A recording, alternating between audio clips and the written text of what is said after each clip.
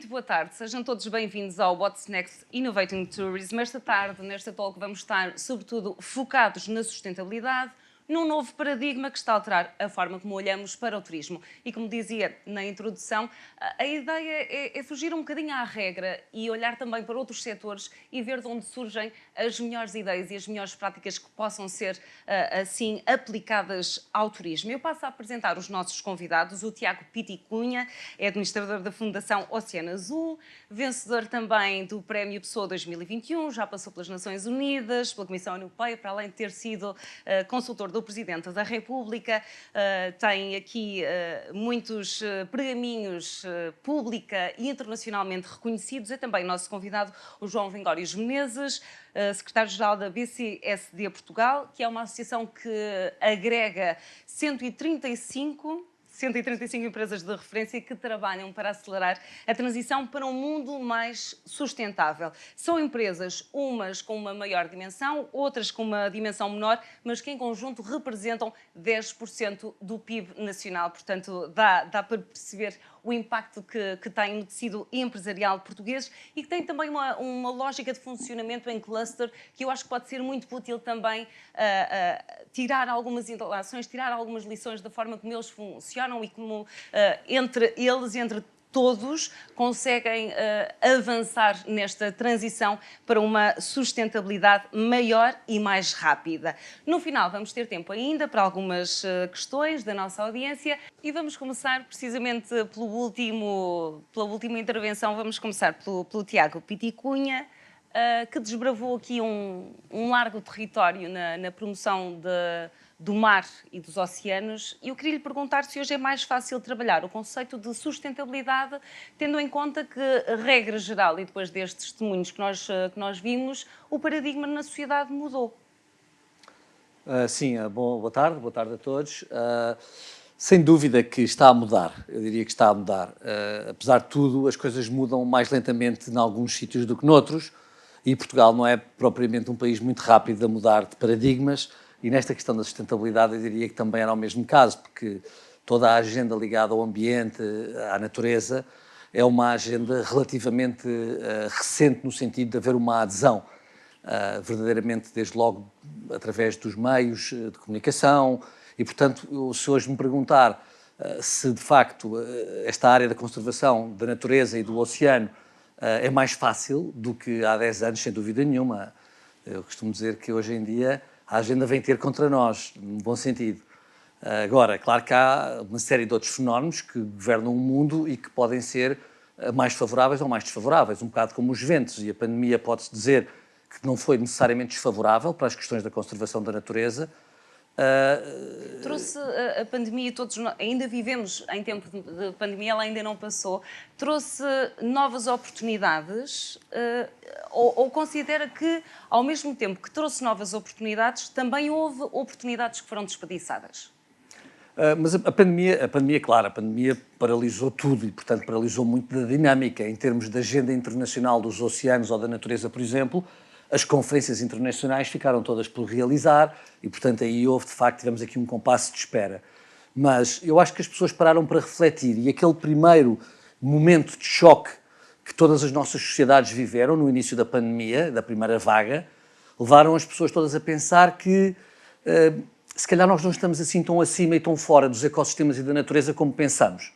Porque não há dúvida nenhuma que nós somos, obviamente, filhos das nossas culturas e que, desde o iluminismo, desde o século XVIII e muito depois agravado com a Revolução Industrial, nós pensamos que a tecnologia e a ciência serão a resposta para tudo. E que nós somos tão espertos como seres humanos que iremos estar sempre acima de todos os problemas e iremos acabar por resolver os problemas todos, e isso é aquilo que ainda hoje está... O ideal é prevenir e não criar problemas, não é? Pronto, mas neste caso eu acho que da pandemia houve uma certa estupefacção com o facto de como é que isto nos tinha acontecido, e isso para esta agenda não deixa de ser positiva, porque estamos ainda longe de ter os quadros mentais que compreendam a importância da natureza, deste capital natural que cada vez mais torna parte da economia, isso... Queria dar a palavra ao João. Portanto, já houve um grande caminho que foi desbravado. O João também passou pela Secretaria de Estado da Juventude e do Desporto, e uma das razões também para esta alteração de paradigma tem muito a ver com aquilo que é passado de geração em geração, em casa, mas também nas escolas.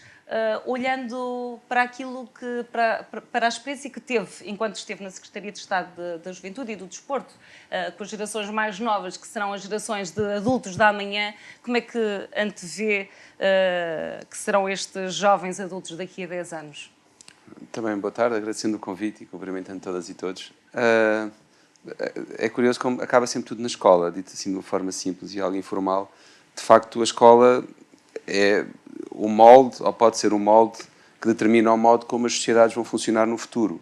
Agora, nós temos de ser capazes de conciliar esse olhar para o longo prazo, eu não queria usar uma expressão em inglês, mas esse long shot, com ações de curto prazo, porque, na verdade, nós estamos na iminência de não cumprir uma série de metas fundamentais para termos um planeta equilibrado e com boas condições de vida ao longo das próximas décadas. Essas metas têm um horizonte curto de 2030 e não podemos esperar que as escolas produzam os resultados esperados até 2030, porque simplesmente não há tempo. Portanto, temos de ser capazes de conciliar uma lógica de curto prazo com uma lógica de longo prazo. Mas onde nós conquistamos as soluções é precisamente no momento em que está tudo em aberto na vida das pessoas, que é o momento em que podemos conciliar uma abordagem analítica às questões, mas, sobretudo, uma abordagem sensitiva, uma experiência da vida que é pré-analítica. E essa é, de facto, a única forma sustentável de nós introduzirmos este tipo de mudanças de paradigma em futuras gerações, é sermos capazes sermos capazes de ter uma sustentação científica de todos os relatórios e sermos capazes de passar a urgência de todos os avisos e passar a urgência da ação, mas isso ser acompanhado de uma compreensão que é pré-analítica, pré-racional, é uma compreensão mais emotiva, mais afetiva, que se tem na infância e depois nós vamos perdendo, sabemos. Portanto, a ideia, João, se consigo ler nessas entrelinhas, é na sustentabilidade, e nomeadamente aqui para o setor do turismo, é prolongar essas experiências e reativar essas experiências nas pessoas. É por aí que deve fazer-se a diferenciação no turismo, pela sustentabilidade? Sim, sem dúvida. No fundo, é isso, exatamente. Ou seja, o modo como como as futuras gerações se vão relacionar com o planeta e com os outros, portanto, estamos a falar de pessoas e planeta, dos 2 Ps, é muito decidido em casa e na escola, hoje, enquanto são crianças e adolescentes. E, portanto, sem dúvida, essa é a batalha decisiva, é ganhar o coração e a adesão das futuras gerações, em casa e na escola, claro. Mas temos de ser capazes de conciliar essa pista com a pista da ação rápida, porque temos aqui uma série de metas, e podemos dizer quais são, que vão ser muito difíceis de atingir e que têm estado a ser adiadas nos últimos 2 anos pela pandemia. Agora temos esta tragédia da guerra na Ucrânia e, portanto... Nós há bocadinho falávamos da lei que obriga e do mercado que impõe. Não podemos ficar à espera que os nossos filhos façam a revolução. Temos de nós ser da sustentabilidade, temos de ser nós a fazê-la. Falávamos da lei do clima que entrou em vigor no dia 1 de fevereiro deste ano. E eu colocava-lhe uma questão que coloco a ambos, é válido para os dois. Qual é a estratégia mais eficaz sem estrangular os operadores? Como é que nós tornamos o setor do turismo efetivamente mais sustentável, ainda assim que seja rentável, sem estrangular os operadores, nomeadamente em burocracia, que é algo bastante típico em Portugal. Portugal é reconhecido pela burocracia, pelo excesso de burocracia e também pelos custos de contexto. Como é que se chega a esse ponto de equilíbrio? Okay. João, está mais eu, mais uma vez, eu não queria estar a filosofar muito sobre o tema e depois posso ser mais concreto, mas o primeiro a sofrer, o primeiro impacto num planeta morto ou moribundo, os primeiros a sofrer são a economia e o emprego. Eu há pouco dizia à Liliana, antes da nossa conversa começar, os recursos naturais, dos quais nós estamos a fazer uma exploração altamente predatória e insustentável, são finitos, minérios, minerais, combustíveis fósseis e mesmo a biomassa. A biomassa ainda se renova, apesar de ter ciclos longos, mas os outros não se renovam. E portanto, nós somos uma espécie, o planeta de nave espacial, que tem ali um conjunto de recursos na despensa e quando acabarem, acabaram para sempre. E nós ainda não descobrimos na Lua nem em Marte de onde é que podem vir. Eu, no outro dia, tinha uma conversa com o responsável de sustentabilidade de economia circular de uma marca de smartphones bem conhecida. E nós conseguimos estimar hoje a partir das reservas que há de lítio para as baterias, ou de prata para circuitos integrados, ou de combustíveis fósseis para os moldes, os plásticos, nós conseguimos saber quantos smartphones é que o planeta consegue produzir. Quando acabarem esses recursos, acabou-se a produção de iPhones ou acabou-se a produção de smartphones. E, portanto, o primeiro impacto de uma crise de ecossistemas, de recursos naturais ou da insustentabilidade do nosso modelo de desenvolvimento é o impacto económico e no emprego, não há dúvida nenhuma. E mesmo do ponto de vista social, nós já todos percebemos que a turbulência social ou o mal-estar social é contrário aos interesses dos negócios então, qual é e das democracias a liberais. polar que aponta o rumo para o setor do turismo sustentável? Não, quer dizer, tem que ser uma estratégia de cerco dos vários stakeholders. E isso nós hoje juntamos. Nós vimos que as novas gerações de consumidores querem fazer do consumo um ato de cidadania, querem poder, através do consumo, impactar positivamente o mundo. Hoje, são só alguém é que se levanta de manhã a pensar eu hoje vou ser pior cidadão que ontem. Eu acho que ninguém pensa assim. E, portanto, o Dexter. Não, há mais do que o Dexter. Há mais que isso. Mas pronto, mas em princípio, as pessoas que tiverem a oportunidade de ser hoje melhores cidadãos do que forem ontem, procurarão ser. Eu quero acreditar nisso. Sobretudo se for fácil e acessível. Portanto, se eu puder, a partir de decisões do cotidiano, de consumo, impactar o mundo positivamente, serei. Mas eu, enquanto trabalhador também, hoje temos um fenómeno designado de Great Resignation, da geração Z e Millennial, a abandonar massivamente os seus postos de trabalho convencionais à procura de soluções mais meaningful, com mais propósito para os seus de trabalho. E, portanto, a sustentabilidade também é uma narrativa com imã para os colaboradores destas novas gerações, e o talento é o fator crítico, é o ativo crítico para qualquer empresa, sabemos isso. Mas depois os investidores também querem investir, e o regulador é cada vez mais exigente. Portanto, é um cerco, tem que ser pelo cerco dos stakeholders. O Tiago sente tudo aquilo que o João está a dizer na pele, no seu dia-a-dia. Não, eu compreendo o que o João está a dizer. E, de facto, a minha grande preocupação é não deixarmos, como o João disse, a revolução para os nossos filhos. Acho que aquilo que lhes devemos a eles é conseguirmos nós começar a operar a mudança. E isso passa por uma mudança de mentalidades e por uma mudança da compreensão que, de facto, este tema da sustentabilidade já não é um tema complementar, não é algo que diz, não posso dar ao luxo de, porque a sua pergunta tinha implícito isso, até que ponto é que o setor se pode dar ao luxo de ser sustentável. E acho que essa compreensão, essa maneira de expor tem de ser profundamente alterada. Eu acho que dou um exemplo.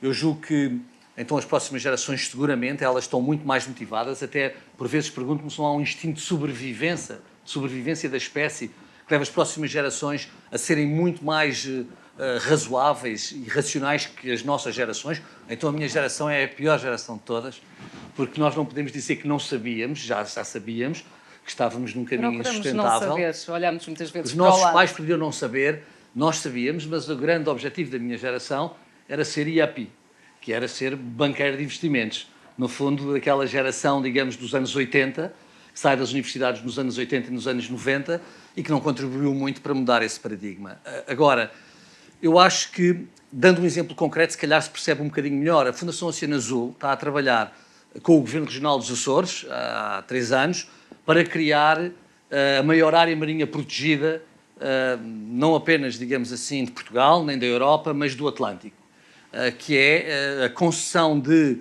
150 mil quilómetros quadrados para a área marinha protegida, chamada Fully Protected, portanto, sem extração, e mais 150 mil quilómetros quadrados para ainda ser área marinha protegida. Isso vai fazer dos Açores o Havaí da Europa. Só o Havaí é a única área, digamos assim, equivalente, que vai ter uma proteção dos seus recursos vivos, dos seus recursos marinhos, equivalente. Ninguém tenha dúvidas que os Açores se vão qualificar muitíssimo com isso. Neste momento, os Açores começam a entrar na moda, principalmente em Portugal, mas ainda são uma zona ultraperiférica da Europa, com todos os custos associados à ultraperificidade. E, portanto, apesar de estar praticamente no meio do Oceano Atlântico, e, portanto, mas um nível de desenvolvimento muito menor que o resto do continente, com toda uma série de problemas. Mas isso não pode ser também uma vantagem depois para o setor do turismo? Explorar essa experiência mais autêntica, mais natural? Sim, pode, mas não deve ser. O que é lamentável é que, se nós continuarmos em Portugal, enquanto falamos de sustentabilidade, a contribuir para dilapidar a tal natureza, ou tal ambiente, e estamos a fazê-lo. Nós, de alguma maneira, temos os incentivos políticos errados no continente. Mas queria só dar o exemplo dos Açores, que estou convencido que, com os Açores associados a essa marca da sustentabilidade, é toda a economia açoriana que se vai promover Eles vão ter de deixar de se vender com desconto por serem ultraperiféricos para se poder passar a vender com prémio por serem altamente sustentáveis. E isto hoje é algo que é absolutamente novo a todos os setores da economia. Que o Tiago defende, take less, earn more, não é? Sim, de alguma maneira, o mais possível. Pode ser um tubarão vivo vale muito mais que um tubarão aqui. morto nos Açores. Eles hoje já sabem isso, porque têm um mergulho, têm desenvolvidas as marítimo-turísticas de uma maneira muito diferente. Agora, esta questão da sustentabilidade é verdadeiramente importante. Já não é... A sustentabilidade antes era um extra. Eu também sou sustentável. Antigamente, cada setor económico tinha a sua marca. A indústria automóvel tinha de ser fiável, carros alemães, não nos deixassem no meio da estrada. A roupa tinha de ser à moda, para poder ser bonita para nós, e a comida tinha de ser saborosa.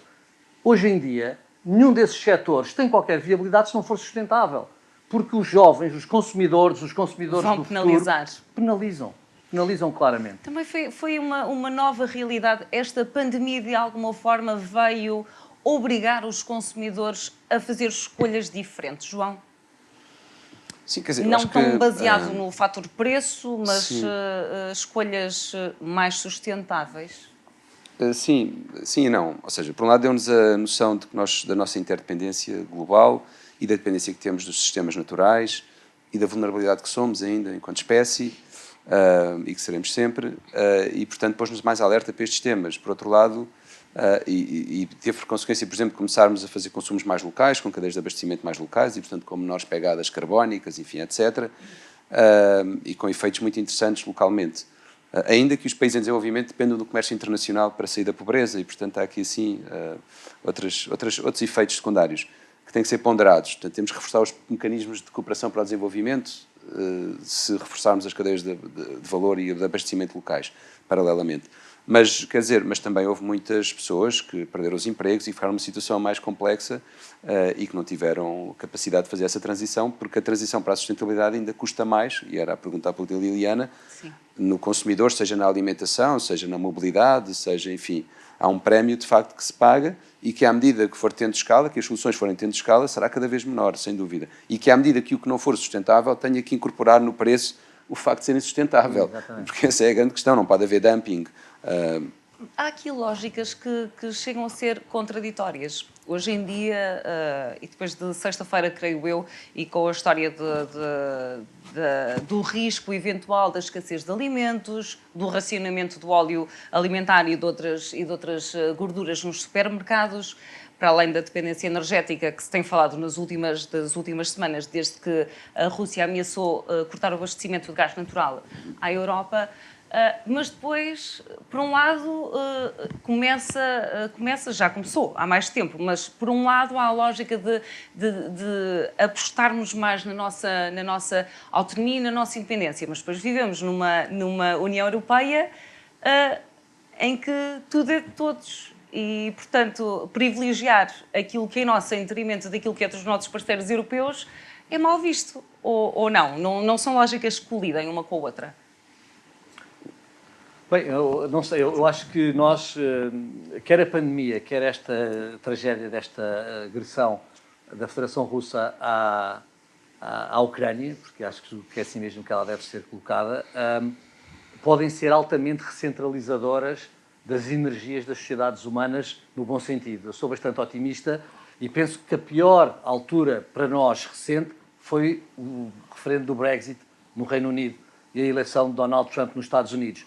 Nós chegámos a um ponto, no pós-Guerra Fria, em que estávamos verdadeiramente, nós, sociedades abastadas, ocidentais, do Norte industrializadas, que estávamos verdadeiramente a marinar na maionese, digamos assim. E é onde já nem a importância da União Europeia para preservar a paz na Europa tinha qualquer relevo para as pessoas que se pronunciavam nesses referendos e que se posicionavam politicamente. Havia cada vez mais forças desagregadoras de uma certa coesão política que é importante e que tem sido comum ao desenvolvimento económico e social da Europa, onde Portugal chegou atrasado, mas onde chegou também e de onde tem vindo a beneficiar. O que seria de nós na pandemia se não fôssemos membros da União Europeia?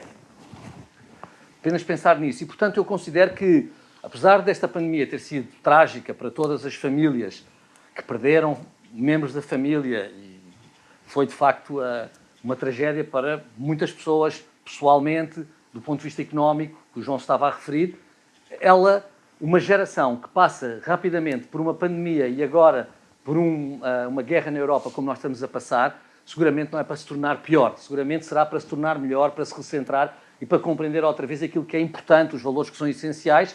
E é nesse sentido que a pandemia não foi má para a natureza, porque eu acho que as pessoas tiveram de parar para pensar naquela altura. Mas as pessoas não têm memória curta. Não temem que depois desse Tem, lado romântico, e que é muito bonito, naturalmente... Estes abalos são abalos importantes. Uma geração como esta era pior, antes da pandemia, eu acho que nós estávamos mais alienados, digamos assim, daquilo que era o mais importante. Durante o segundo confinamento que nós não somos 100% bons nem 100% maus. Sim, aquilo que temos, a maior percentagem, em situações críticas como esta, vem ao de cima. Portanto, aquelas pessoas que são naturalmente boas manifestam um lado melhor, aquelas que têm uma propensão um bocadinho mais maléfica também vêm ao de cima aquilo que é de pior e que há de pior na sociedade. Não sei, eu não vejo bem as coisas dessa maneira. Eu sei que é um grande otimista, em cada ameaça vê uma oportunidade, não é? Não, eu acho que sim, eu acho que sim. Eu acho que nós temos agora aqui 10 anos que são absolutamente determinantes, porque os cientistas disseram-nos isso. A diferença, nós vivemos tempos de turbulência na mudança dos outros séculos. Se olharmos para as primeiras décadas do século XIX ou para as primeiras décadas do século XX, essas pessoas que viveram nesses anos, que viveram nessas épocas, viveram a mesma turbulência que nós vivemos hoje. Nós estamos a mudar do paradigma do não digital para o digital, com gerações não digitais.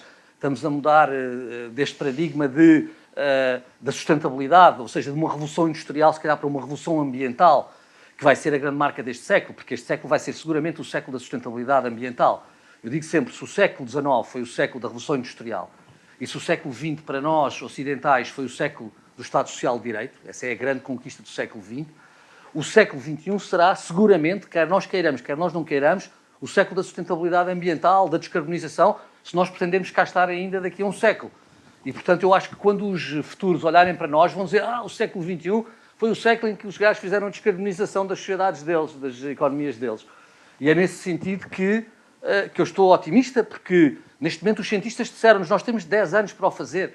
E, portanto, isto é algo que temos de imprimir aqui. É importantíssimo que os setores compreendam isso, os setores económicos, os setores da economia compreendam isso, e principalmente que o setor evolua... é o trilho que o João e que a Associação desbravam para chegar a esse ponto ótimo o mais rapidamente possível. Partilhe um bocadinho connosco como é que é a experiência, como é que funcionam, como é que é feito, imagino que há algum brainstorming, algum networking para chegar até às melhores soluções. Sim, na realidade, nós, só dando um passo atrás, as empresas, eu sou secretário-geral, por assim dizer, de um conselho empresarial chamado Business Council for Sustainable Development, e de facto temos os tais 135 membros, que a Liliana referiu na abertura, e o que nós fazemos é ajudar os nossos membros, empresas, na sua jornada para a sustentabilidade, a transformarem as suas cadeias de valor, as suas decisões, a incorporarem o que se chama os ESG, os temas ambientais, sociais e de governance, de ética de gestão. Fazemos parte de uma rede global, faz isso há 26 anos, o WBCSD, nós fazemos isso em Portugal há 20 anos. E sim, são processos muito partilhados e muito participativos, mas sempre com a consciência e, de certo sentido, também com a humildade de... As empresas são um fenómeno muito recente, as empresas têm 100 anos, 120 anos. Esta ideia de que nós hoje e nas últimas décadas, somos absolutamente reféns da aquisição de produtos e serviços no mercado, e tudo é, reféns não no mau sentido, mas tudo é mediado por essa entidade que é a empresa. Há 150, 120, 130 anos, isso não existia. Do nascimento à morte, nós hoje estamos absolutamente dependentes desses organismos. Eu, às vezes, dou o exemplo de um casamento, que eram em casa e que eram um produto da economia informal e da economia do dom e da troca. Hoje são não sei quantas empresas, do vestido dele, ao dela, ao anel, ao destino de férias, a agência, o DJ, o copo d'água, quer dizer, quantidade de empresas que há, se nós somarmos, são dezenas e dezenas, mesmo nas coisas que eram as coisas mais informais, por assim dizer, ou mais naturais ou espontâneas, e muito assentes em economia do dom e da troca, e, portanto, esse é um fenómeno de há 100 anos. As empresas, ao longo do século passado, sim, concordo com a conquista, obviamente, das democracias liberais e do Estado de Previdência, mas com que tivemos uma conquista importante também, que foi criámos este organismo, que são as empresas, este veículo, que aprendeu a produzir riqueza. Hoje, 69 das 100 maiores economias do mundo são empresas, mas as empresas estão em 18 anos, estão a acabar a adolescência, os primeiros 100 anos, mas fizeram imensos disparates. Concentraram-se em fazer duas coisas bem, que foi produzir riqueza, na produtividade dos fatores, dos fatores mais tangíveis, esquecendo-se dos outros fatores, esquecendo-se do universo intangível e perceberam agora na viragem do século que não, nós não podemos querer ser as melhores do mundo, nós temos que ser as melhores para o mundo. E essa é a tal revolução de paradigma. Os primeiros, agora que estão a entrar na fase de young adults, não é? As empresas, que são muito recentes, como digo, na história da humanidade, agora o desafio, de facto, é começar a ter alguma responsabilidade pelas pessoas, pelo planeta, e é normal que não tenham sido capazes de desenvolver algumas pistas, porque estiveram concentrados em fazer o bottom line, gerar riqueza. O PIB per capita aumentou 14 vezes em 200 anos. Em grande medida, foram as empresas que proporcionaram isso. Mas hoje está na altura de não ser só sobre o PIB. Também queria introduzir aqui na nossa conversa, e eu acho que veio a propósito, e já lá chegaremos depois no final, queria introduzir na nossa conversa os fundos do PRR, que muito se tem falado, está um bocadinho passa a expressão, em águas de bacalhau, porque há outras notícias que dominam a atualidade e não muito boas, mas queria saber como é que olham para este processo de atribuição, de distribuição, de fiscalização e perceber, isso por um lado com o Tiago e depois com o João, que está bastante dentro também daquilo que falávamos ainda há pouco do Portugal Turismo Mais Sustentável 2020-2023, o outro lado da aplicação, onde é que pode ser aplicado para tornar aquelas medidas viáveis na prática para o setor do turismo. Podemos começar pelo Tiago? Sim, talvez, se calhar aqui se vai um bocadinho do setor do turismo só.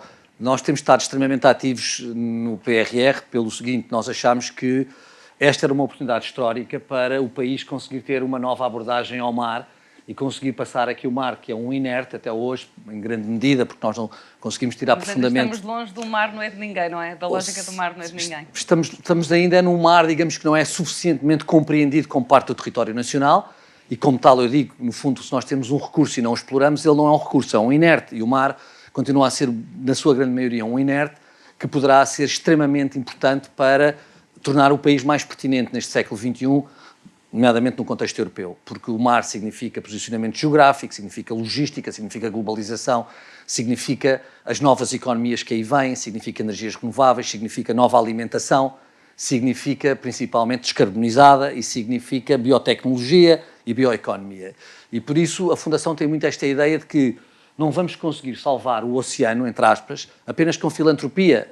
Nós vamos ter de mudar a economia e contribuir para mudar a economia. E o PRR pode ser uma oportunidade muito grande nesse sentido, e por isso a Fundação Oceano Azul, conjuntamente com a Fundação Carlos Gulbenkian, que temos um programa de aceleração de startups de biotecnologia azul há 5 anos, já acelerámos muitas startups do mundo inteiro, há muito mais estrangeiras do que nacionais, até que tivemos de começar com um programa de ideação... Blue Bio-Value. Blue Bio-Value, exatamente, João. Tivemos de criar um programa de ideação para ver se fomentamos mais massa interna, para termos mais empresas portuguesas a concorrer a estes programas, mas com elas pensámos que esta oportunidade era única do país poder dar um salto nesta área, que é a economia do futuro, que é esta economia da bioeconomia, que é precisamente aquela economia que pretende dissociar recursos naturais de matérias-primas, porque, infelizmente, elas, desde que nós estamos no planeta, nós, espécie humana, são sinónimos, e, portanto, esse é um dos problemas da exaustão dos recursos naturais e da exploração do planeta.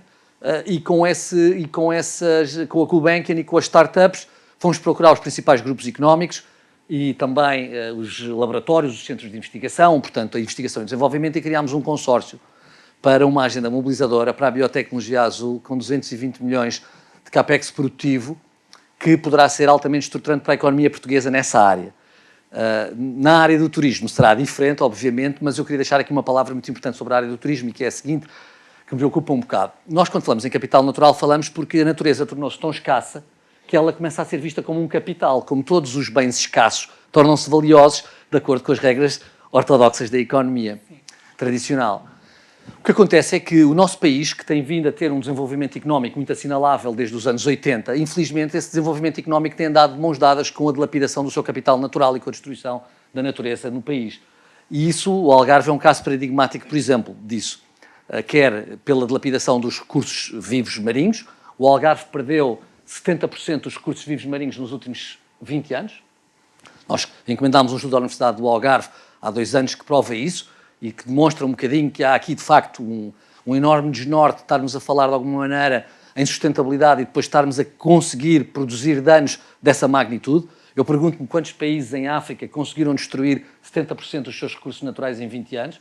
É algo que nos deve fazer refletir muito. E o Algarve perdeu a Serra de Monchique, que era um reservatório biológico extraordinário, a grande barreira à desertificação do sul do país, perdeu-a neste século, digamos assim, através, obviamente, dos incêndios, das alterações climáticas, do que seja.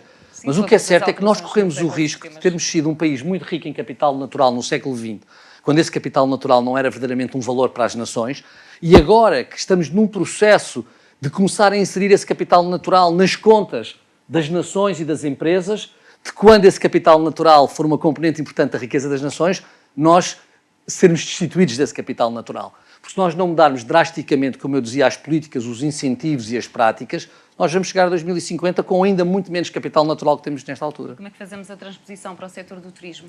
O setor do turismo devia compreender que, para o futuro do setor do turismo, é muito mais importante haver mais árvores que haver mais cimento. Mas isso é claro, o cimento fica obsoleto em 30 anos.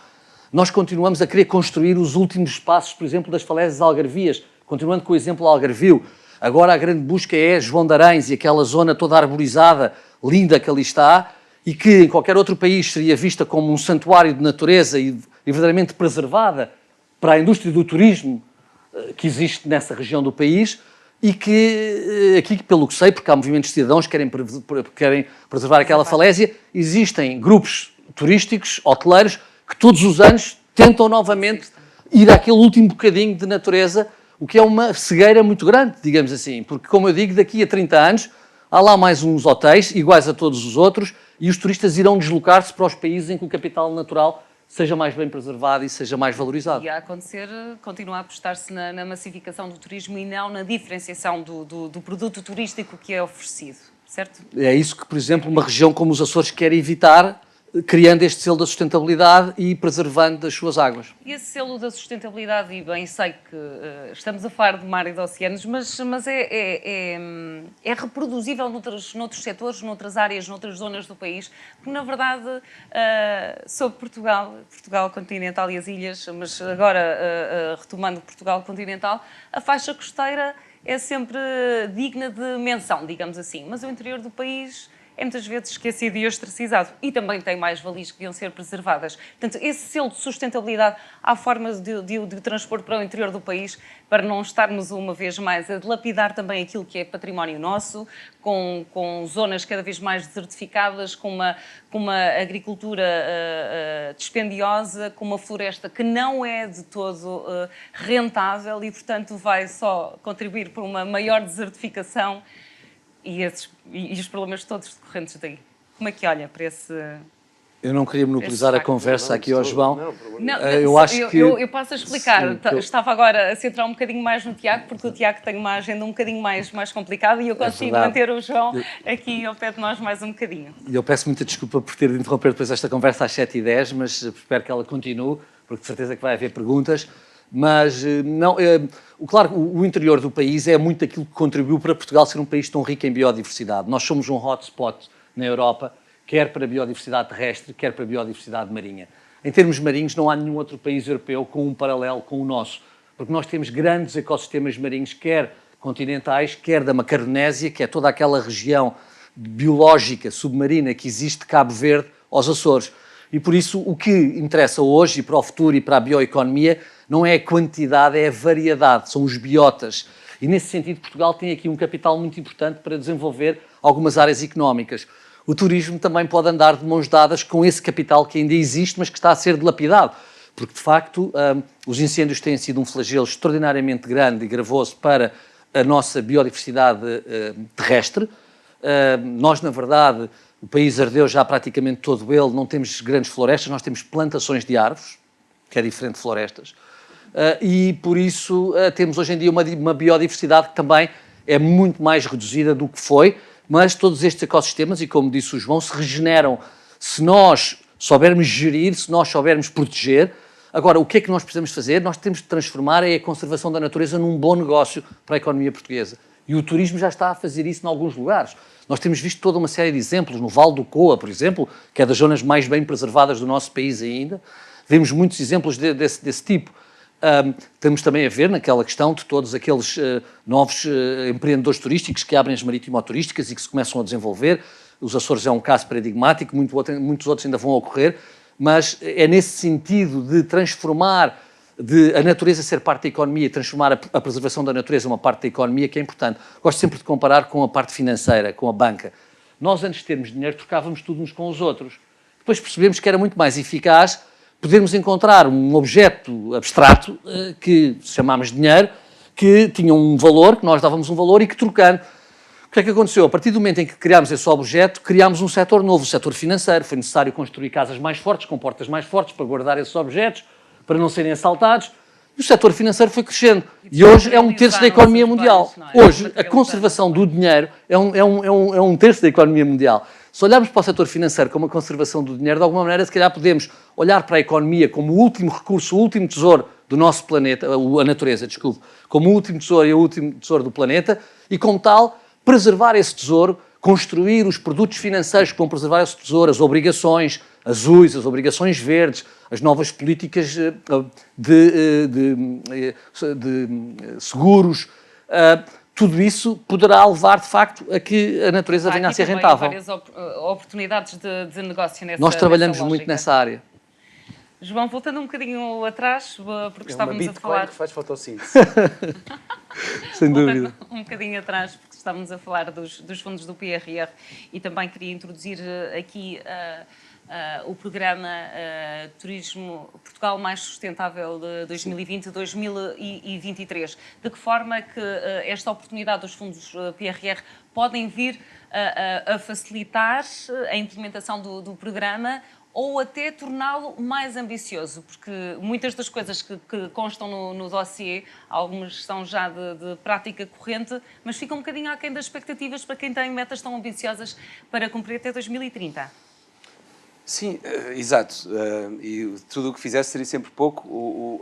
Quer dizer, no fundo, este Turismo Mais Sustentável 2023 enquadra-se na Estratégia para o Turismo 2027 e tem uma série de medidas, de objetivos e de eixos de atuação e financia uma série de medidas e, na sua visão, está absolutamente correto e, portanto, está a ajudar, no fundo, a ideia é ajudar a qualificar a oferta turística nacional no sentido da sustentabilidade, capacitando os operadores e também dando a conhecer Portugal como, e distinguindo-se assim na oferta global como destino sustentável, fazendo de Portugal o caminho, não sendo só, obviamente, uma comunicação, um esforço de relações públicas. Agora, e aqui tendo metas muito claras, por exemplo, em eficiência energética, eficiência hídrica, isto do ponto de vista mais ambiental, resíduos, gestão de resíduos, alimentares e não só, portanto, reduzir todas essas pegadas, a utilização de plásticos de uso único, também nas relações com as comunidades, a componente social, locais, enfim. Mas o que se sente é que a direção é absolutamente correta e há já algumas medidas interessantes, inovadoras, mais disruptivas, mas falta acelerar o ritmo e falta alguma disrupção.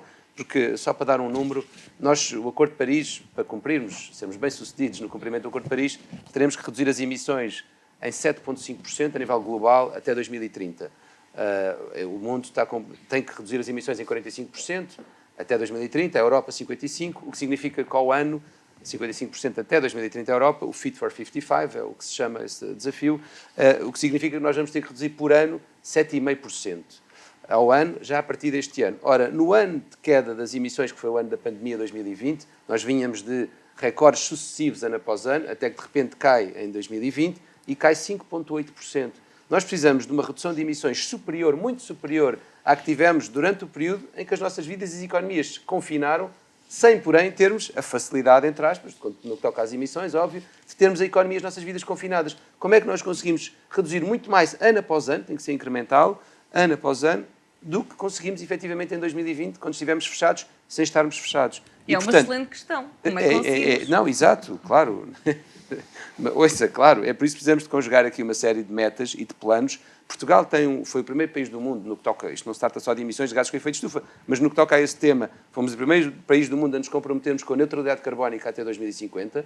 Estamos num contexto europeu... não somos demasiado ambiciosos nas metas que nos propomos, ou seja, no discurso, isto não tem nada a ver com os cargos que já desempenhou, mas no discurso político, perante os nossos pares europeus, avançamos sempre e vamos muito além daquilo que os nossos parceiros europeus até estão disponíveis para assumir como compromissos. Só que depois, na prática, os operadores, as empresas, muitas vezes sentem-se asfixiadas em tantas leis e tantas transposições de diretivas europeias que depois às vezes não têm aplicação prática em Portugal. Ou seja, porque depois faltam decretos regulamentares para saber que passos é que hão de dar. Portanto, depois ficamos aqui assim numa situação de impasse.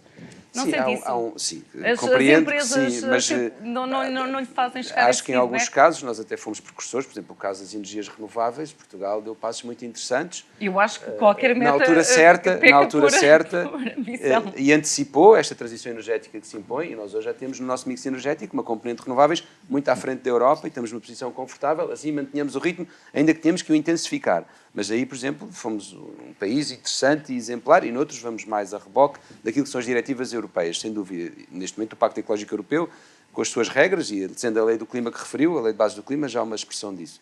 Agora, sim, quer dizer, as empresas portuguesas já perceberam que a única forma de garantirem competitividade e resiliência no futuro é, de facto, fazerem a transformação digital combinada com a transformação da sustentabilidade. A transformação digital entrou mais cedo, no século XXI, começou logo, na transição do século XX para o XXI. Hoje ninguém pode dizer que está fora do digital, nem cidadãos, nem empresas, quer dizer, é um fenómeno que se tornou aceite e houve muitos operadores turísticos e não turísticos que ficaram para trás e que perderam o pé porque não fizeram a transição.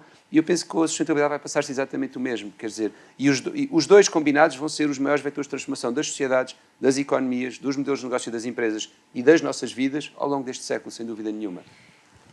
Do ponto de vista, na ótica do utilizador, o que é que cada um de vós, enquanto pessoa, enquanto indivíduo, pessoa de família, perante uma escolha no setor do turismo, ou seja, deixa-me fazer aqui o rewind. O Tiago vai de férias com a família e está à procura de um destino, mais do que um destino, de uma solução. No âmbito desta lógica da sustentabilidade, que é uma coisa que eu sei que vive no seu dia-a-dia, e eu poder recorrer aqui às palavras do júri do Prémio Pessoa, que diz que o Tiago age e é exemplo, é uma das características que destacam na atribuição do prémio. O que é que vai procurar para si e para a sua família? Bom, é uma pergunta complicada. Aquilo que eu, como todas as outras pessoas, estou sempre a aprender, digamos assim. Há coisas que eu gosto de dizer às pessoas para elas refletirem, principalmente ligadas com os oceanos, é que nós esquecemos que os oceanos entram-nos pela casa, os oceanos começam na nossa cozinha e nas nossas casas de banho. E tudo aquilo que nós tirarmos das nossas cozinhas, das nossas casas de banho, acaba por ir parar ao mar. Por isso, aquilo que não fica no lixo vai parar ao mar. Foi uma campanha que nós tivemos, aliás, com a Olá, há uns anos. Aqui nas imediações ainda vêm vários espaços com essa campanha assinalada. Porque é difícil, nós, infelizmente, no que diz respeito aqui ao ambiente, ainda não aconteceu verdadeiramente uma consciencialização das sociedades humanas para que elas tomem, digamos assim, uma atitude de grande mudança e, portanto, em Portugal nós sabemos que somos bastante fracos a reciclar, comparado com outros países ocidentais da Europa. Reciclamos muito pouco. Mesmo assim melhorou substancialmente. Já foi melhor, houve campanhas muito grandes, já há 15, 20 anos atrás, e houve gerações que já reciclaram mais que hoje em dia. De facto, se calhar a memória é curta, mas recicla-se pouco. Pagamos multas da União Europeia, exatamente por isso. Pagamos as multas, mas isso não é uma preocupação das pessoas. Que se calhar, a lógica deve ser pelo incentivo ao cumprimento das regras ou pela punição de quem não cumpre. Ouça, não deixa de ser pelos dois lados. Os sacos plásticos foi pela punição, eles custaram mais caro e caíram a pique nos supermercados. Isso é algo que é bastante importante. Portanto, é capaz de ser um misto de situações, porque não se vai lá apenas, se calhar, com boas intenções, não é? Delas está o inferno cheio. Mas eu julgo que em Portugal a agenda ambiental está francamente mais atrasada que nos outros países ocidentais, e a prova disso é que nós não temos grandes partidos verdes sejam extremamente expressivos do ponto de vista do nosso poder político. Nós não temos grandes ONGs internacionais ou nacionais grandes a trabalhar em Portugal na área do ambiente, elas são subfinanciadas. De jovens que aderiu, por exemplo, no início da nossa conversa, antes da nossa conversa, vimos aquele testemunho Greta Thunberg, e muitos jovens portugueses à sexta-feira com muito menor expressão aderiram. que nos outros países europeus. Nos outros países europeus, as sextas-feiras foram muito mais longe e muito mais tempo que cá em Portugal. Mesmo tendo em conta que somos um país muito mais pequeno. Não tem nada a ver com o tamanho, nós não somos um país muito pequeno, nós somos maior que o país da Greta em população. Nós somos um país médio europeu em área e população. Há 7 grandes países na Europa da União Europeia. Depois da Roménia vem uma série de países médios como nós. Portanto, nós devemos deixar de ter esta perspectiva de que, ao sermos pequenos, nos podemos desresponsabilizar das coisas. Até digo, muitas vezes nós sofremos do síndrome do Luxemburgo, que é achar que somos um micro-estado europeu, quando nós não somos um micro-estado europeu. Somos um Estado com tantas responsabilidades como a Holanda, ou a Bélgica, ou a Suécia. Agora, é de facto, nós não estamos ainda sintonizados suficientemente nestes problemas e eles não são ainda tão importantes para nós como são noutros países. E por isso, claro, que o que é que as pessoas podem fazer? As pessoas podem votar, as pessoas podem googlar, as pessoas podem consumir de uma maneira diferente, podem consumir menos, não é? Podemos começar a pensar que estas lojas dos pronto-a-vestir muito baratos são profundamente insustentáveis, são uma loucura de insustentabilidade. Podemos ter muito mais cuidado com o uso da água, se bem que não seja isso. A maior de 70% das perdas da água são na agricultura. Passa muito mais por um novo modelo de gestão da água, dos incentivos, porque a água não tem ainda valor suficiente em Portugal, e isso é outra questão, é toda uma outra discussão que se pode ter, mas obviamente que nós também temos de poupar, nós temos de poupar a água quando estamos a lavar os dentes, quando tomamos os duches. Temos de ter essas preocupações, acho eu, para sermos melhores cidadãos cada dia do que piores. Não passa, João, porque não respondeu à minha pergunta. Ainda não me O que é que eu faço com as férias? Quais são as suas... como é que vais gerir as suas escolhas? E o que é que em casa vão deixar Ouça, ou não? eu sou um bocadinho suspeito porque eu vivi em Nova Iorque muitos anos e Nova Iorque tem imensos atrativos, mas também tem imenso barulho e imenso ruído. E pensei, Imensa poluição. onde é que eu arranjo o que é o oposto de Nova Iorque? E pensei, se calhar o oposto de Nova Iorque está no meu país, do outro lado do Atlântico, no Alentejo. E, portanto, há muitos anos atrás, comprei um pequeno monte, construí uma casa e hoje em dia as minhas férias são lá. E, portanto, o que eu faço nas minhas férias, aquilo que hoje em dia digo isto não é para dar nenhum exemplo, porque eu acho que não sou exemplo nenhum, ao contrário, se calhar, de quem descreveu a apresentação do Prémio Pessoa. Mas o que eu gosto de fazer é plantar árvores, imagine. E, portanto, eu fiquei altamente inspirado um dia pelo Sebastião Salgado, aquele grande fotógrafo brasileiro, que pegou numa área com 600 hectares no Brasil, que já tinha sido uma floresta, e que era um deserto, estava desertificada, e plantou 2 milhões de árvores naquele lugar, e hoje em dia criou uma floresta onde nasceram rios, ele e a mulher, nasceram rios, tem espécies autóctones, tem pumas e jaguares, é extraordinário. Eu faço isso no meu microcosmos.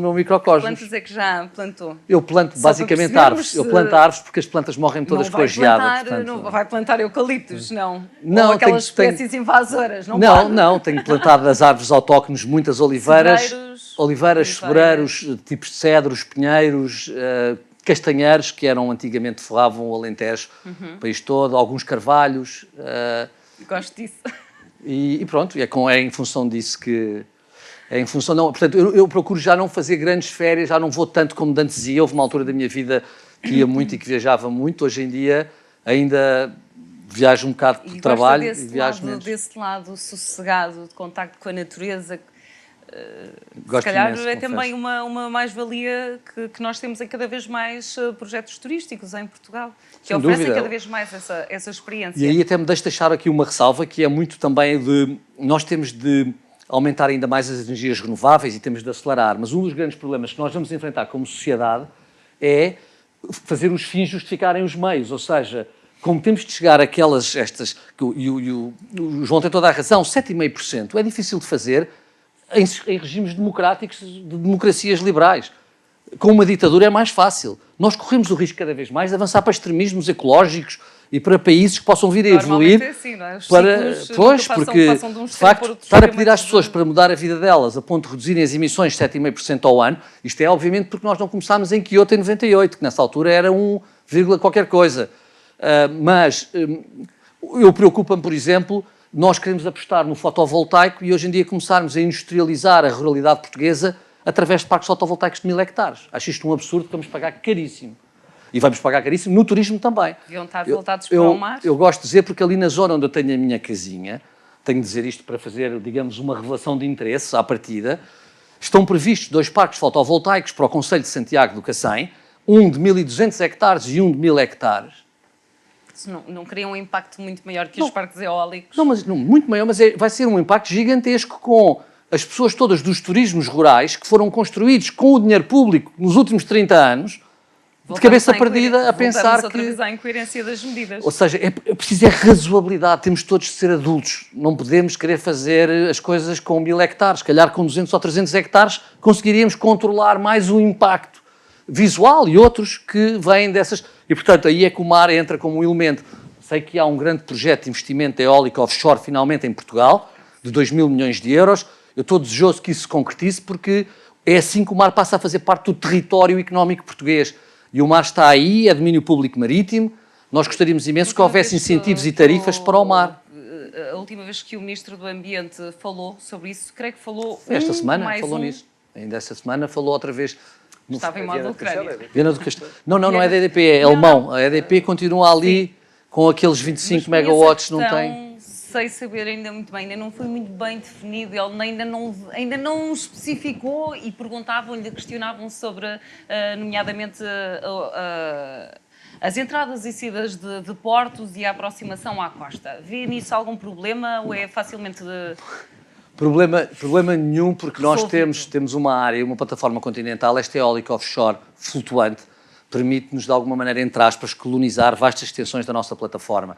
A partir de 8 km da costa, a curvatura do horizonte diminui muitíssimo o impacto ambiental, se não diminui completamente o impacto ambiental visual dessas... É claro que é preciso fazer estudos de impacto, é claro que é preciso perceber as migrações das aves, mas isso seria, por exemplo, para Portugal, seria a requalificação de todo o setor da economia azul e da economia do mar, porque isso significaria construção naval, manutenção, navegação, metalomecânica, traria um grande desenvolvimento ao nosso país, sem dúvida nenhuma, e não teríamos de estar a sacrificar locais onde andámos a investir noutro setor económico, neste caso do turismo, ao longo de 30 anos, aqueles turismos rurais foram todos feitos com dinheiro público. Só que há mais de 300 turismos rurais. E esta rede de turismos rurais, hoje em dia, que o cliente está a mudar para um cliente muito mais qualificado e com muito mais posses, está ao mesmo tempo a ser sacrificado por estas, digamos, necessidades de cumprir com metas e com objetivos. João, quais são os critérios que norteiam as suas escolhas? Não me vai dizer que vai passar a fazer mergulho. A verdade é que vou. As escolhas começam em casa antes mesmo das férias propriamente ditas e, portanto, o que eu procuro fazer com os miúdos é dar-lhes uma ligação, se quisermos, mais sensitiva, como eu dizia no início, à vida e, portanto, temos um momento e mais crítica, por outro lado, e de reflexão, mais reflexivo, e, portanto, temos um momento da partilha todos os fins de semana e é um espaço ou de poesia, isto sem querer cair em clichês, em que todos partilhamos coisas ou de reflexão sobre algum assunto. Para que eles tenham, primeiro, uma ligação mais direta, mais afetiva, como digo, com a natureza, com os outros, com o mundo, e isso por via da poesia, e também mais refletida, por via que depois reflete nas opções que fazem como consumidores, ou nas opções da minha filha votou pela primeira vez agora, ou nas opções de política, digamos. Exato. Portanto, a primeira coisa é eles serem cidadãos inteiros e estarem munidos daquilo que nós precisamos, não é só aqui, mas terem uma relação com o corpo equilibrada e terem também coração na forma como se entregam à vida. Presumo que a menina seja a mais velha, mas já alguma vez foi confrontado com os seus filhos? Pai, não faças isso porque... Sim, claro, imensas vezes, mas claro que sim. Estás a ir contra... Claro que sim, eu sou longe também de ser um exemplo, muito longe, mas procuramos... ir todos os anos ir tendo ganhos incrementais. Por exemplo, fizemos uma viagem, eu passo férias em Sagres habitualmente, desde miúdo, e portanto eles gostam imenso, e aí temos, sei lá, mergulho, surf, trekking, até birdwatching, há uma série de coisas que se fazem de ligação à natureza e que são ótimas do ponto de vista, e sem grande pegada, digamos assim, que são ótimas soluções de férias. Mas por exemplo, quando vamos fora, a última viagem que fizemos foi à Costa Rica, e tive o cuidado de fazer a compensação do carbono e escolhemos os projetos onde investimos, calculámos a pegada de carbono, porque foi o avião e alugámos um carro, fizemos uma descida da costa do Pacífico e, portanto, fizemos essa compensação.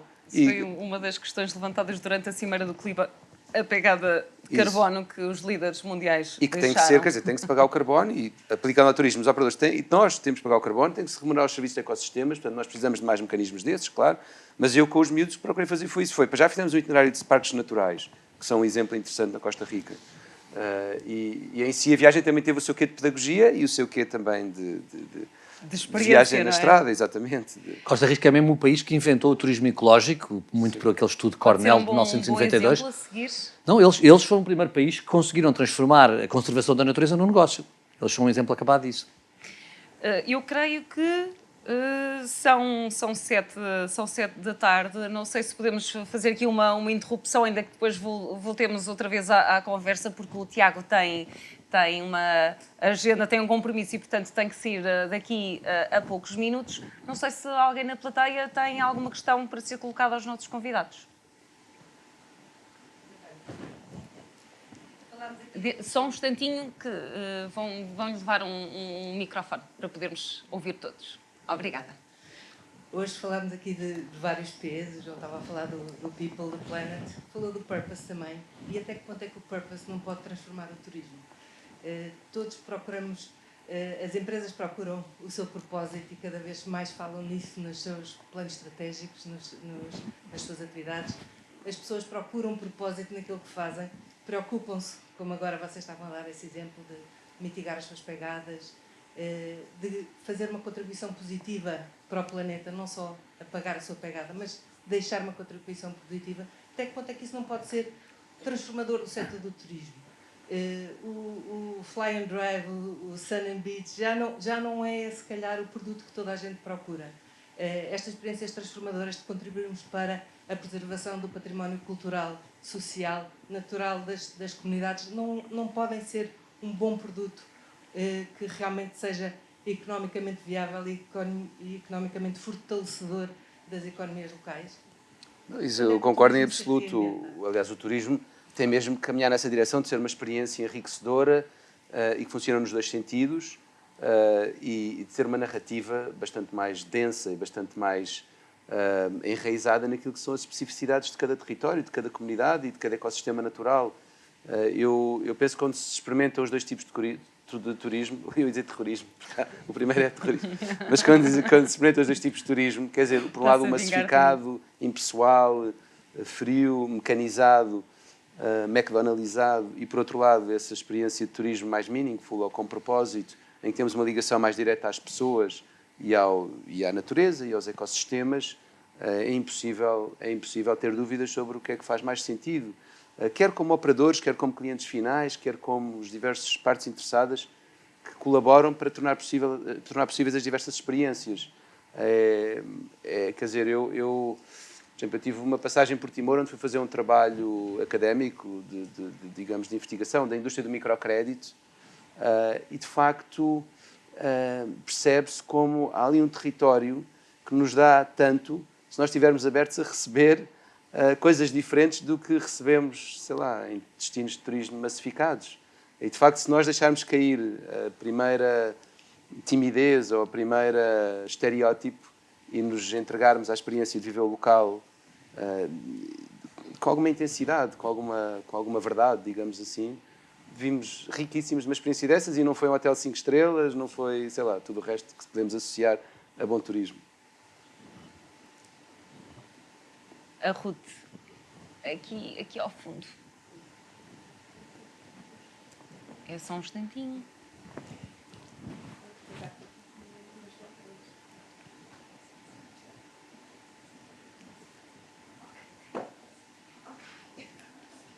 Então, eu gostava de saber se vocês têm alguma experiência, algum conhecimento de, eu vou dizer de maneira errada, de rótulos para literacia que associem os sítios onde nós vamos e aquilo que consumimos à forma como são produzidos. Vou dar um exemplo. Estamos a falar já há uma hora de que as novas gerações são mais conscientes e têm mais exigência do que é verdade. Mas também são elas que andam imenso, vou dizer o nome, na Ryanair. A Ryanair está longe de ser uma forma de nós sermos mais sustentáveis, viajamos mais, há um impacto maior, é mais barato. E, portanto, se calhar teria que haver um alerta ou um tipo de identificação a dizer, quando se viaja na Ryanair, como estamos aqui em circuito fechado, eu posso dizer estas coisas, quando se viaja na Ryanair, o impacto que se tem é este, em termos de sustentabilidade ambiental, sustentabilidade até das pessoas que lá trabalham. Portanto, há um impacto efetivo. Eu quero haver muitos clientes, e muitos deles muito jovens, a viajar na Ryanair. Mas isto aplica-se a outras coisas, tá? Quando vamos para um determinado empreendimento, esse empreendimento pode ter trabalhadores precários ou pode ter pessoas... À semelhança de como existe o labeling do comércio justo. Correta, que está a dar sustentabilidade. Isso pode estar ou não estar visível quando nós escolhemos esses locais. Isto já existe, isto é uma coisa que, na vossa opinião, poderia ajudar as pessoas a escolherem melhor, a fazerem as suas escolhas de maneira mais consciente e não apenas, às vezes, não ficarem apenas só bem na fotografia? Que já há várias certificações, desde a fase de construção de edifício, por exemplo, a construção civil há 3 certificações de sustentabilidade, enfim, a BREEAM, a WELS e a LEED, que são uma americana, outra inglesa, enfim, outra. Mas isto para a fase de construção e depois para a fase de exploração, digamos, da unidade hoteleira, tem várias opções, porque pode desde ter uma certificação genérica, por exemplo, a ISO 14001 Ambiente, mas também pode ter certificações específicas de turismo, como já referiu o Tiago, os Açores têm uma certificação que é dada por um organismo internacional. Bem, quer dizer, eu acho que não, em muitos casos não é, e ainda não é critério. Por exemplo, as certificações são particularmente úteis em certas indústrias, por exemplo, na alimentar. A certificação orgânico, ou biológico, é uma certificação que nós já descodificamos muito facilmente e, em muitos casos, procuramos. Portanto, há indústrias ou há setores em que as certificações já foram mais assimiladas e são procuradas pelo consumidor, e há outras em que ainda são só uma marca d'água, mas eu acho que vão ganhar muita relevância, e no caso do turismo também, e em alguns casos, espero, vão se tornar obrigatórias para que haja, no fundo, uma terceira parte que valida, sendo que as certificações, também convém dizer, o Tiago terá visto o Seaspiracy, o documentário, as certificações também são uma bala de prata, exato, e, portanto, em alguns casos são uma panaceia, há que escolher bem as certificações, e a maior parte das certificações são específicas, as que valem a pena das indústrias, por exemplo, a moda está cheia de certificações para regular exatamente esta tragédia do fast fashion, mas aí temos, por exemplo, certificações específicas para a dimensão hídrica, para a dimensão trabalhadores, direitos humanos, quer dizer, depois há que saber escolher as certificações mais adequadas. Mas é possível criar-se, perdão, um labeling à semelhança do fair trade, que as pessoas facilmente identificam. Portanto, nós não estamos... A Europa tem, não é? Creio A Europa que é tem nesse um labeling. sentido que... mas para o turismo, um turismo sustentável, um labeling... Como é o SAFE, como o SAFE Covid, como não é? o Safe Covid, por exemplo. E que teve impacto nas escolhas, porque facilmente as pessoas identificavam, chegavam a um sítio e sabiam, este sítio cumpre com todas as recomendações, com o distanciamento, com a higienização, no caso da restauração, com as rotas de entrada e de saída de produtos, os fluxos. É possível criar-se, é fácil de se criar um labeling para o turismo sustentável? Isso é muito fácil, até porque é idêntico aos sistemas de reporting, não é? Os sistemas de reporte de informação não financeira apontam ou assentam no mesmo tipo de indicadores. Há uma bateria de centenas de indicadores que podemos adotar. Agora, a questão é depois a validação disso, não é? A aplicação e a validação. Não, eu penso que muitos destes sistemas de, digamos assim, de certificação, eles vivem das próprias indústrias e, portanto, cabia muito à indústria do turismo ser ela própria interessada em financiar um esquema de certificação destes. É uma espécie, no fundo, de bottom-up action. Eu julgo que não devemos, quer dizer, acho que a indústria, de facto, acho que o João há bocado já disse isto, aqui isto pode ser o edge que a indústria do turismo português necessita, digamos assim. Nós não temos a Costa de Sol espanhola, graças a Deus, e, portanto, se calhar podemos ainda apostar mais nesta indústria da sustentabilidade ligada ao turismo. Nós temos que crescer em receitas não em dormidas. Sem dúvida, sem dúvida. Receitas e não em dormidas. Exatamente. Isso é que é fundamental. Eu tenho notado um bocadinho, por exemplo, na pandemia, notei a Costa Alentejana era particularmente procurada por turistas portugueses. Mas nos últimos 2 anos a Costa Alentejana foi procuradíssima por turistas europeus que não poderiam viajar para outros destinos, que normalmente iriam para as Maldivas ou para não sei onde, Bali. ou para Bali, e que apareceram aqui na Costa Alentejana, e percebi que muitos deles, de facto, pessoas, claro, com poder de compra, porque quem procura estes destinos tende também a ter já uma certa vontade de ter uma experiência diferente e de não procurar apenas, digamos assim, pelo preço. Há mais 2 questões. Este senhor aqui em baixo. Sim. Muito obrigado. Boa tarde. Eu gostaria de saber se não é um pouco uma hipocrisia pública manifestarmos tão satisfeitos pelo melhor destino de fim de semana e apostarmos tanto no turismo ligado à indústria do Golfo. São dois exemplos pela pegada carbónica relacionada às viagens, que vem de um país qualquer, passar um fim de semana a Lisboa não é propriamente o melhor exemplo ambiental, e os danos que, em termos de gestão hídrica, representam os campos de Golfo. E temos depois uma palavra pública que acaba por enganar muito a população. De um lado falamos da sustentabilidade, mas por outro lado manifestamos satisfeitos com exemplos claros no sentido contrário. João, ia perguntar se podia só vos dar uma resposta muito breve, porque eu tenho Tem mesmo que um lamento sair, imenso. com certeza. Se calhar faria uma breve resposta, depois pedia desculpa empenhadamente a todos os presentes para poder sair. Mas, não, é verdade, claro que se pensarmos um destino de fim de semana, se calhar de quem vem de avião na Ryanair, se calhar não está completamente em sintonia com um modo de vida o mais sustentável possível. Se nós todos os fins de semana metermos num avião para irmos fazer turismo, não será o modo mais sustentável possível. Mas, e o mesmo facto com os campos de golfe. Os campos de golfe seriam importantíssimos, julgo eu, e há uma ligação no Algarve, é o sítio com mais campos de golfe e é onde temos maiores problemas hídricos.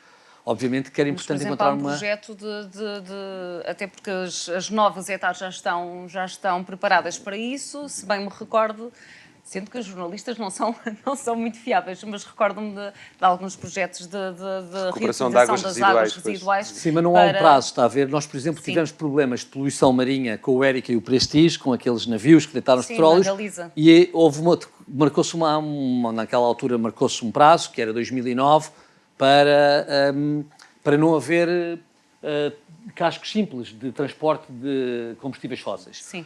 E a indústria moveu-se, o último foi para aí em 2003, o Prestige foi para aí em 2003, e pensámos que até 2009 iria ser muito apertado, porque isto foi a imposição europeia, da União Europeia, e a indústria mobilizou-se, e antes de 2009 já não havia nenhum casco simples a navegar nas águas europeias, e a verdade é que, graças a Deus, até agora, vou bater na madeira, não tem havido muitos acidentes desses.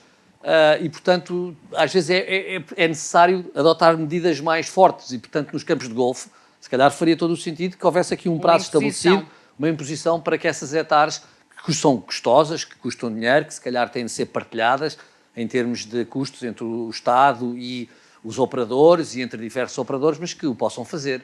A dessalinização é outra questão que tem estado completamente fora da agenda em Portugal. Mas toda a gente sublinha que é um processo extremamente caro. Mas, não, digamos assim, se a água não nos vem através das nuvens, nós temos de ir buscar através dos canos, não há dúvida nenhuma. Eu estou convencido que no futuro ela vai ter de avançar. Há problemas ainda hoje, claro, o que fazer com aquele excesso de sal, porque ele cria zonas mortas onde o sal é despejado, mas há países no Mediterrâneo que hoje em dia vivem bastante da dessalinização.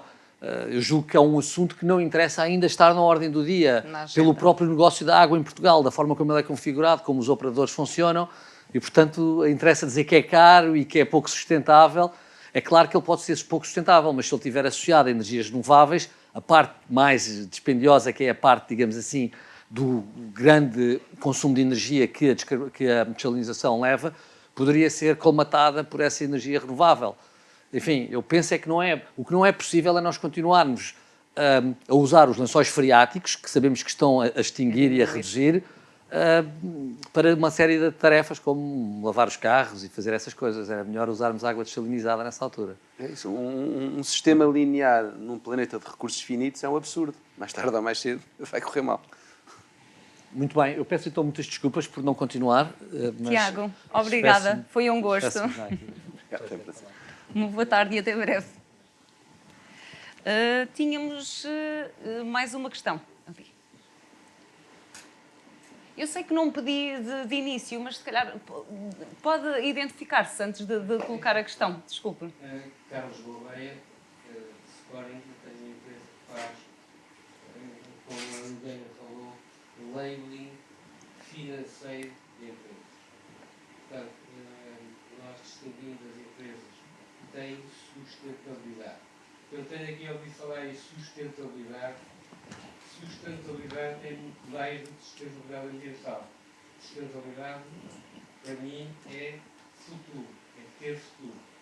quer seja na área ambiental, quer seja na área empresarial, etc.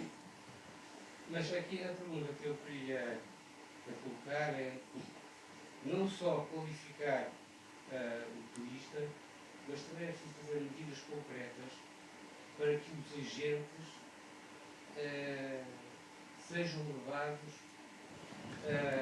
a adotar as melhores práticas para o ambiente. Por exemplo, a banca já está a oferecer condições melhoradas, digamos assim, melhores, para quem apresenta investimentos com um determinado pontuação verde.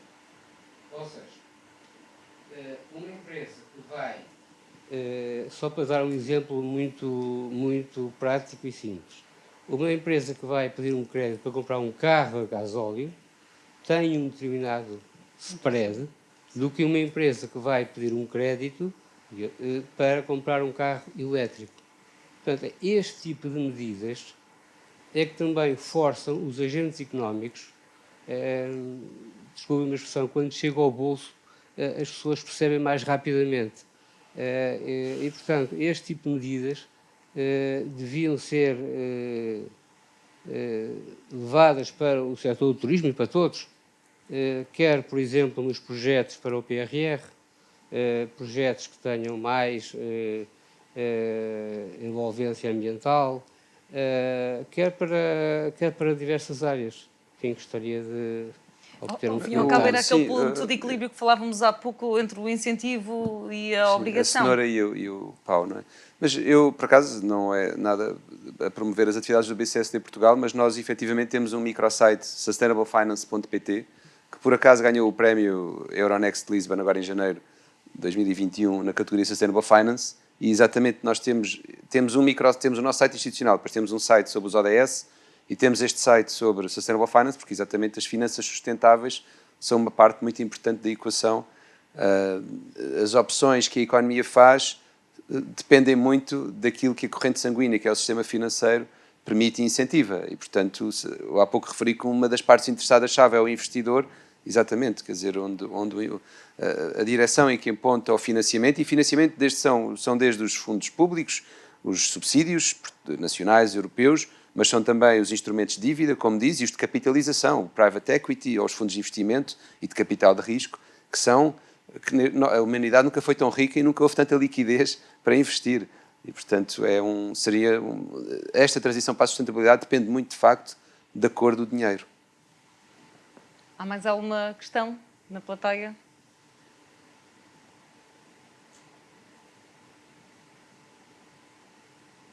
Então, uma plateia tão sossegadinha. Eu gostava de falar com... Eu há bocadinho não lhe pedi, peço desculpa, para se identificar. O senhor dizia, estava a falar falava na hipocrisia do discurso... Não lhe consigo reproduzir exatamente quais foram as suas últimas palavras, mas deixou ficar no ar a suspeição de um discurso público fácil. Se não se importa, eu gostava que pudesse reproduzir e que me pudesse concretizar, porque fiquei aqui sem perceber também muito bem a que é que se referia em concreto. O meu nome é Luís Batista. Obrigado pelo convite para estar aqui presente, em primeiro lugar. O que eu quis referir é que nós estamos perante um problema de sustentabilidade que está ligado a um problema de literacia. Os operadores turísticos têm um nível de literacia ambiental, muitos deles, relativamente baixo.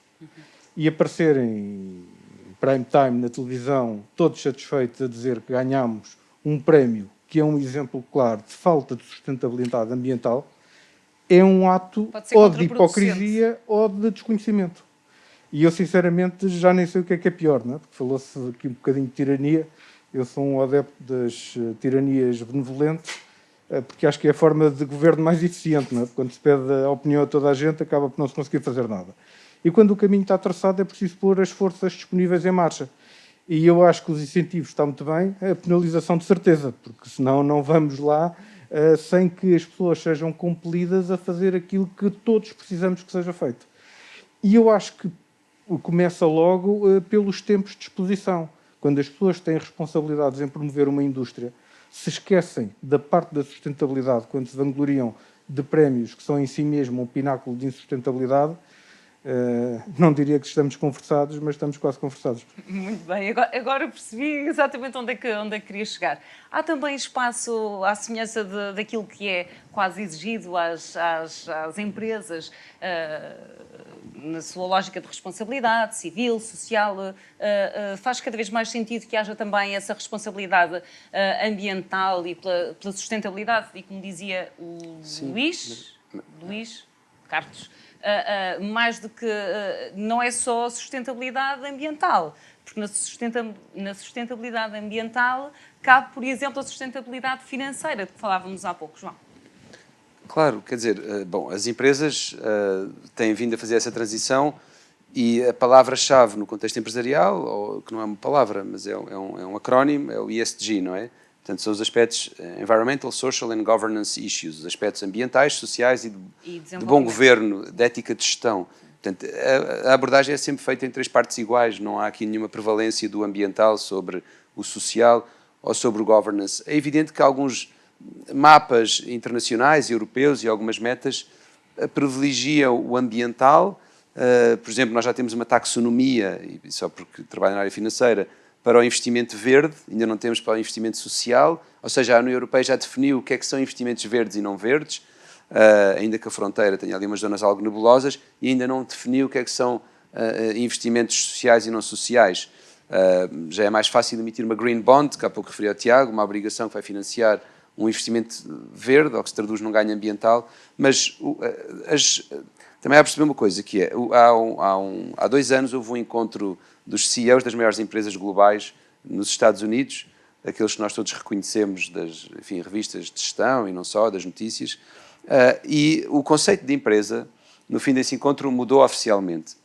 E o que se disse na saída desse encontro, esse encontro chamou-se uma round table, foi o que as empresas já não são apenas veículos de geração de riqueza para os seus acionistas, como aconteceu ao longo do século XX, e que no século XXI têm que passarão a ser veículos de geração de valor, que não é só valor económico, é também valor social, valor ambiental, para a generalidade dos seus stakeholders, que não são só das suas partes interessadas, que não são só os acionistas, são também as comunidades impactadas, os colaboradores, enfim, por aí fora.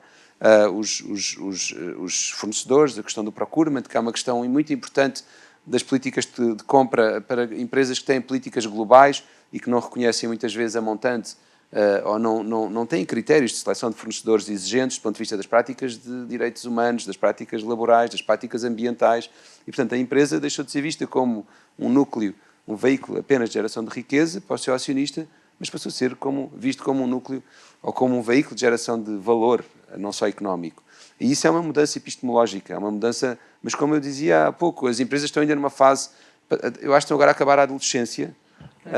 Exato, e o século XXI vai dar outra maturidade às empresas no modo de gerir os diversos recursos, não só o capital, mas as pessoas, os recursos naturais. Vai encarregar-se de obrigar as empresas também porque nós, Liliana, vou só dizer, exato, eu digo muitas vezes, e começo sempre com uma perspectiva muito histórica, há vida complexa no planeta Terra há 550 milhões de anos, 550 milhões, que é um enorme número. Nestes 550 milhões de anos, houve 5 períodos de extinção em massa, só 5 em 550 milhões de anos. O 5º período de extinção em massa foi há 66 milhões de anos, que foi aquele que extinguiu os dinossauros e mais 70% da vida na Terra.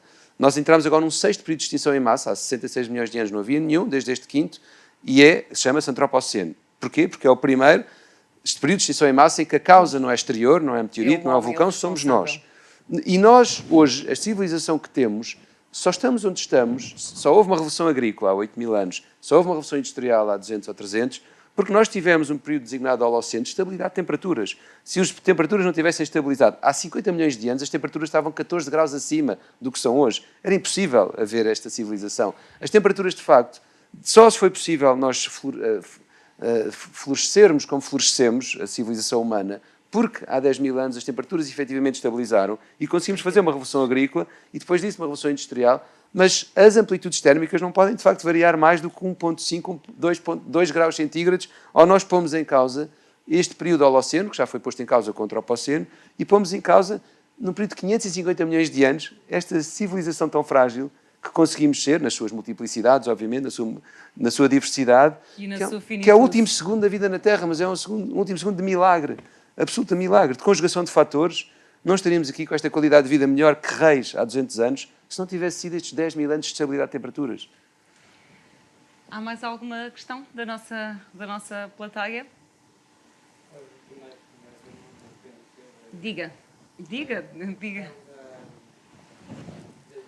Só um instantinho. Meninas, já lhe levam o microfone, que é para todos poderem ouvir a questão. Não, é atrás. Bom, Carlos Gouveia, mais uma vez. Não sei se qual o impacto que a perda de influência dos Estados como reguladores em vários domínios da nossa sociedade, mas nomeadamente no turismo e nos transportes. Estou-me a referir à Uber, estou-me a referir ao Airbnb. Qual é o impacto que este tipo de sociedades, deste tipo de atividade pode trazer e pode dificultar mais, digamos assim, a via da sustentabilidade ambiental no turismo, digamos assim. Sim, eu acho que, quer dizer, já um passo atrás, a política tem um problema, de facto, que a economia se conhece como o problema dos comuns, que é como é que nós, os políticos e as empresas estão todas, são sistemas voltados para o curto prazo. Os bónus e os benefícios dos gestores dependem do seu desempenho semestral, trimestral, anual, dos resultados anuais. Os mercados financeiros funcionam, aliás, uma lógica ainda mais de curto prazo, diária. E, portanto, todo o sistema está montado para o curto prazo. A política, menos curto prazo, mas também não deixa de ser curto prazo. Há uma eleição para ganhar daqui a 4 anos e nós devíamos estar a governar para 2050, para 2100 e não há incentivos para aquilo que é de longo prazo, e essa é a tragédia dos comuns, e para aquilo que é comum de todos e das futuras gerações. Portanto, todo o sistema, há uns anos, não há muitos, mas conheci um astronauta numa conferência americana, tinha ido a uma missão Apolo à Lua, na década de 70, à órbita lunar, e no regresso teve aquela epifania que os astronautas têm sempre a ver a Terra suspensa no escuro do universo, e ele pensou, o planeta precisa de um plano estratégico a 250 anos, e dedicou depois a vida dele, depois de ser astronauta, à construção e a convencer as Nações Unidas de desenhar esse plano a 250 anos. Eu não sei se precisamos de governar para 250 anos, para esse horizonte, mas precisamos seguramente de governar para 2050 e 2100, e aí o sistema, seja o sistema capitalista, a assistência económica, assim, o modo de funcionar das empresas, seja o sistema político, está muito refém do curto prazo e, portanto, tem muita dificuldade em tomar decisões para o longo prazo, porque não rendem votos, enfim, etc., porque as futuras gerações não votam, etc. É também sintomático da geração atual, quer se quer, quer não, ainda que haja uma lógica mais sustentável, mais amiga do ambiente, mas é também uma espécie de geração de fast costumes, por assim dizer, não é? Sim, por exemplo, a minha filha, dando um exemplo lá de casa, mas o Humberto Delgado é que dizia, não é? Nunca se deve falar das doenças dos filhos e das criadas, que as pessoas não têm paciência para a nossa vida íntima. Mas dando um exemplo lá de casa, a minha filha, por exemplo, que só compra roupa em segunda mão, e é um princípio, e não é por razões ecológicas, até nem fui eu que lhe vendi a ideia, mas ainda bem que se traduz numa melhor decisão do ponto de vista ambiental, e vai comprar muito roupa à Feira da Ladra, mas é capaz de ir de Uber, aquilo que referia à economia digital. E sobre a economia digital, dizer duas coisas muito rápidas. Portanto, esta geração está cheia de incongruências. Muita gente fazia as manifestações de sexta-feira climáticas juvenis e depois ao McDonald's comer. Portanto, saía da manifestação para ir ao McDonald's. Mas, e eu vou às COPs e vejo algumas dessas incongruências e rio-me de algumas delas, porque também, se nós fôssemos robôs perfeitos, isto perdia a graça. Agora, a economia digital, de facto, pode ser um plus, pode ser um meio muito útil para a sustentabilidade. Tudo o que são fenómenos de economia da partilha que referiu, partilha de carros, partilha de casas, partilha de roupa, partilha de quer que seja em mobilidade suave ou não, bicicletas, trotinetes, etc.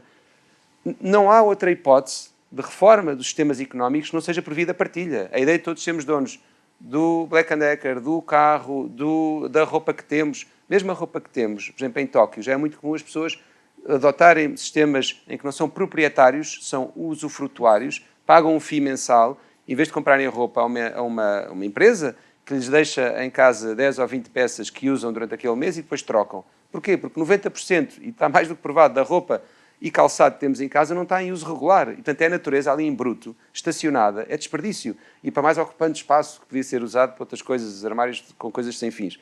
E, portanto, a lógica de partilha tem que ser muitíssimo incentivada. E quando eu há pouco disse que os dois grandes vetores de transformação das sociedades são o digital e a sustentabilidade ao longo deste século, o digital já está a acontecer, agora vem a sustentabilidade, combinados vão mudar muita coisa, mas vai ser muito mais o digital ao serviço da sustentabilidade. Portanto, eu vejo com muito bons olhos tudo o que se passa aí. Agora, do ponto de vista social, de facto, as mudanças de paradigma trazem fraturas, trazem fissuras, e sem dúvida que a precariedade do emprego, sem dúvida que outros fenómenos, que não são só a precariedade do emprego, têm que ser fenómenos que têm que se ir resolvendo. E nós sabemos, como diz a Sofia, que morreremos sempre em algum lugar do inacabado. O importante é irmos aproximando de um equilíbrio mais perfeito. É como os veículos elétricos que falávamos antes. Sim, Apesar da pegada de recursos naturais, etc., são preferíveis aos veículos a combustão. Dito isto, o ideal era não dependermos tanto de veículos, virmos de transportes públicos, andarmos a pé, andarmos de bicicleta, mas dito isto, face aos veículos a combustão, neste momento, é preferível um veículo elétrico. Em cada escolha há Isso. sempre uma oportunidade. Não sei se há mais alguma questão do nosso auditório, da nossa plateia. Creio que não. Então, antes de agradecer a presença de todos vocês e também do João, que esteve connosco, assim como o Tiago, aproveitar as palavras do Tiago, que dizia que a digitalização vinha primeiro e a sustentabilidade depois, pois aqui nos nossos toques é exatamente ao contrário. Hoje estivemos aqui focados na sustentabilidade, amanhã estaremos cá uma vez mais e contamos também com a vossa presença. Amanhã sim estaremos apostados e muito focados na digitalização. Dizer ainda que vão ser nossos convidados, António Câmara e também Inês Drummond Borges. Não percam, conto convosco. Muito obrigada a todos por terem estado connosco, pela vossa partilha. Tiago já cá não está. João, foi um gosto. Seria uma honra ser o Tiago.